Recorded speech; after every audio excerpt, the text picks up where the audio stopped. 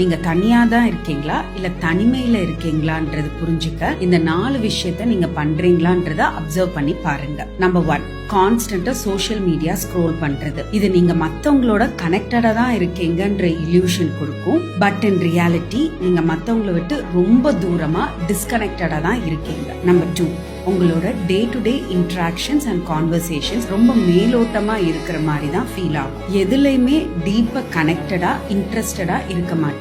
இன்னும் சொல்ல போனா சில இடத்துல நீங்க ரொம்ப ஃபேக்கா இருக்கிற மாதிரியும் ஃபீல் பண்ணுவீங்க. நம்பர் 3, எவ்ரி டைம் ஒருத்தங்களை நேர்ல பார்த்து பேசினதுக்கு அப்புறமும் இவங்களுக்கு என்ன பிடிச்சிருக்கா, do they want me back in their லைஃப்னு யோசிக்க ஆரம்பிச்சிடுவீங்க. நம்பர் 4, இந்த ஒரு கேள்விக்கு தான் நீங்க பதில் தேடிட்டே இருக்கீங்க. Where do I actually belong and where can I find my true self. So இந்த 4 சைன்ஸ் இருக்குன்னு தெரிஞ்சும் if you are choosing to be lonely, you are playing the victim card. ஏன்னா victim card play பண்ணா you don't have to take responsibility இல்ல.